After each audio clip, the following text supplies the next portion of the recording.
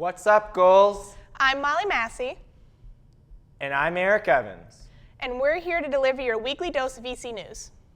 To jumpstart the week at 12 p.m., you can enjoy some delectable treats such as churros, cookies, and some hot cocoa in room 202 in the library for National Peer Tutor Week. Be sure to enjoy some s'mores with the Outdoor Adventure Club starting at 7 p.m. on Thursday at the amphitheater. Calling all sophomores, Thursday night be sure to check out the Swipeable event featuring alumni Libby Moore at the LSB Auditorium. The following day, be sure to get your soft pretzel starting at 11 a.m. in room 202 in the library for National Peer Tutor Week. Free popcorn, say what? Yes, Goals, you heard it here. Be sure to check out the screening of Jersey Boys in the Lower Callahan starting Saturday at 8 p.m.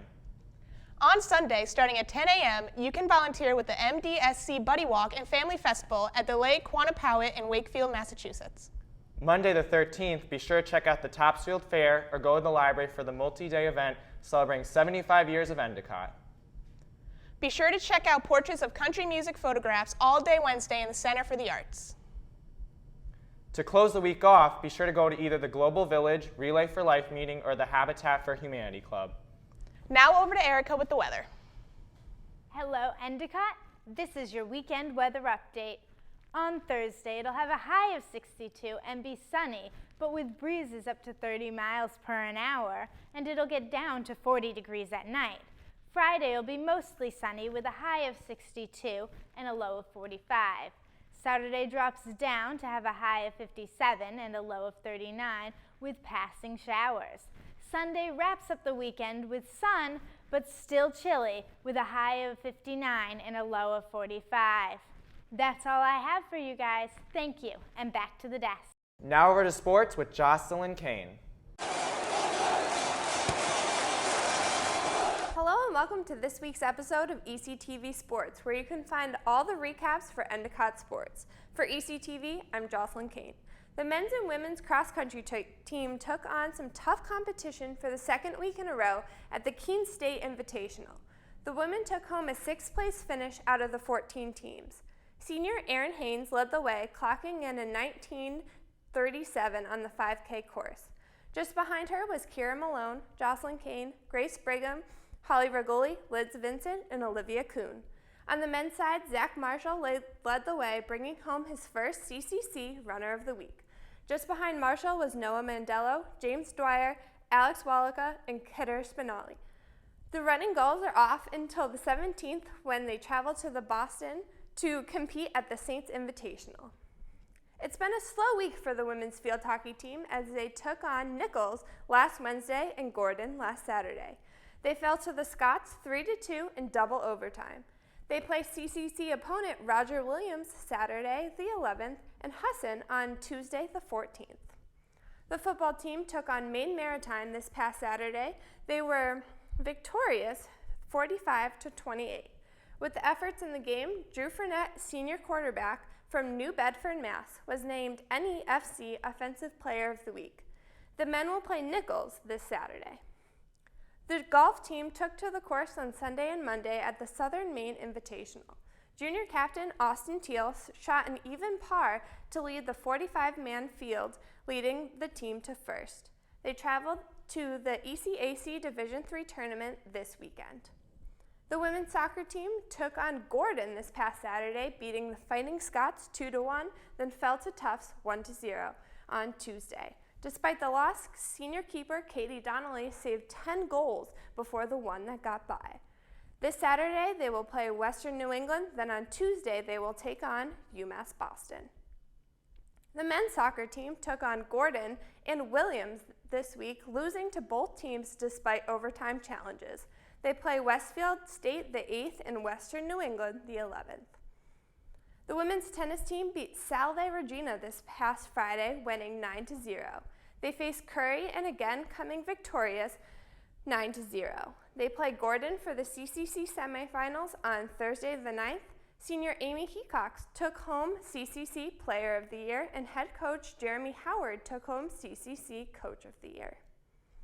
The women's volleyball team played Roger Williams and lost 3-0 on Friday the 3rd. On Tuesday, they were victorious over Wentworth 3-0. They play at the Leo Invitational in California this weekend. Thank you for watching this week's episode of ECTV Sports. Make sure you look out for the green and blue on the fields this week. For ECTV, I'm Jocelyn Kane. Now it's time for Too Glam to Give a Damn with Christina and Nicole. Hi, welcome to Too Glam to Give a Damn. I'm Nicole. And I'm Christina, and we're here to give you this week's entertainment news. Do you remember the show Seventh Heaven? Well, I do. The NYPD is investigating the Seventh Heaven dad on child molestation charges. A 54-year-old woman has filed a complaint with the NYPD alleging that Stephen Collins, the actor who played the father who was a pastor in Seventh Heaven, molested her 40 years ago. That's really disgusting. Yeah, I'm basically scarred. That's like my childhood right there. Like, I love that show. It's so sad. Yeah, so that happened 40 years ago, but TMZ just released an audio tape from November 2014 of a therapy session where he admits to the molestation. He was fired from TED 2 after he confessed to the incident, and 2 TV networks said that they will not air any more reruns of the show Seventh Heaven. How sad is that? That's so sad. That was my favorite show when I was little. But Collins has not been charged. Check out Jennifer Lawrence's Vanity Fair cover today. Inside the issue, she talked about some hacked nude photos and calls it a sex crime. J-Law states that she was in a loving and healthy relationship and that she doesn't have anything to be sorry for. She was quoted as saying, "It was long distance and your boyfriend either is going to look at you or look at porn. You go, Jay Lawrence." No filter, and she always says what's on her mind. She said that this was private info and nobody should be in her business. Now it's time for So False or So True. Is Blake Lively and Ryan Reynolds pregnant? We've got some information from Mama Murado. Thank you, Mom. Shout out to you. My celebrity gossip says Blake Lively and Ryan Reynolds are expecting their child here in Westchester. Thought you could use it on Too Glam. Thanks, Mom. A local news channel in Westchester reported that this is so true. Listen up, ladies. Nick Jonas promotes his new album with some shirtless pictures. He was on the cover of Flaunt magazine holding his crotch, and these pictures were beautiful. He was like encompassing some Marky Mark in these pictures, and it definitely makes me want to go listen to his album. And buy the magazine. And hang the picture on my wall. So we're going to go do that, but before we do that, we are going to welcome our special guest. All right, And so this week we have a glam fan. She tweeted to us, but she doesn't know that she's coming on to the show. So we're surprising her, and she's coming through the door now. And we have a special prize for her. So we're going to welcome Jess Puchaz to the show. Yay! Hey, girl. How are you? Oh my god, is this real life? I'm actually meeting you. We're so happy that you tweeted us. Jess said that her dream was to be On the the show, and that's a pretty awesome dream. We're trying And to be more interactive with our audience. So- you can follow us on Twitter at 2GlamEC. And we have for a your special gift. prize. We have a pizza. Wait, you're my heroes. I don't have to go to Callahan anymore. Yay! Well, that's it for 2 Glam. Stay tuned till next week. Let's go to Brianna with a special feature on Endicott rugby. Hi, I'm Brianna Marr, and I'm joined today by Ruby Wallace-Ewing. She's a member of the women's rugby team here at Endicott. Thanks for being here today. No problem. So can you explain, for those who don't know, what rugby is? Rugby is a sport, 15 against 15 players, men and women, same rules. I guess it's most often compared to football, but it's really nothing like football. The ball can only be passed backwards. There's no downs, and there's no padding. So how did you get involved with the rugby team? Like, did you play previously, or was Endicott your first time? Well, I always did athletics in high school, and so I kind of missed the team aspect. And I saw a poster in my dorm the beginning of my sophomore year, and I had a coworker at my summer job who had played rugby, women's rugby for Stonehill, and I immediately wanted to try it out just because she had recommended that I play it, and it happened to turn out that the team came to Endicott that same year, so no Worked experience before that at all, though. So I take it nobody needs experience before they join. They can just join whenever. Yep, you could literally show up to practice anytime you wanted to.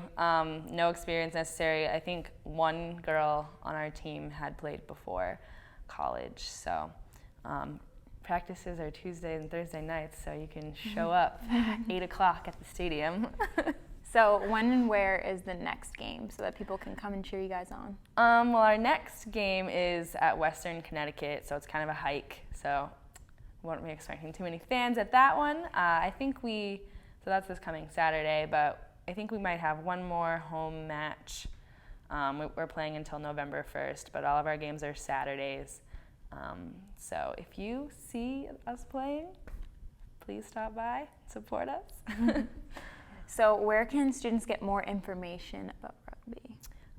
If you see anyone around campus wearing a rugby t-shirt, feel free to ask them. We're all kind of actively recruiting players, so don't be shy. And of course, we have our coaches, Coach Ryman, EC alum Charles Nastasi, who is a coach. Anyone in the athletic department, feel free to ask, but feel free to ask any players you see around. We're happy to fill you in. Awesome. Thanks so much for being here. And guys, don't forget to check out the rugby team on Saturdays. Now back to Eric and Molly with the news. Now it's time for Eden to find out what's going on with the arts on the Endicott campus. Coming up this week on the art calendar at Endicott College, if you're taking a walk through the VPAC, you might notice the collection of crazy artwork. This is Party in a Set Gallery, brought to you by Express Yourself, celebrating 20 years of performance. On Friday, the Spencer Presentation Gallery is showcasing the photographic works of Stephen Liss, who produced an award-winning photographic essays for Time magazine, has covered 7 presidential campaigns, and currently is the executive director of AmericanPoverty.org, bringing together photographers raising awareness about poverty in the United States. Next week is the last time to check out Honky Tonk Portraits of Country Music, located in Heffler Visiting Art Gallery, showcasing a collection of photographs between 1968 and 2010, documenting the world of country music, photographed by Henry Horstein. Lastly, tickets are now available for the main stage production of Glass Menagerie, which has its opening night Thursday, October 23rd at 7:30 p.m. at Tia's Theater. This play is double casted, so make sure you go to more than one performance. That's this week for the arts. Back to you guys. That's it for this week, goals. Have a great day.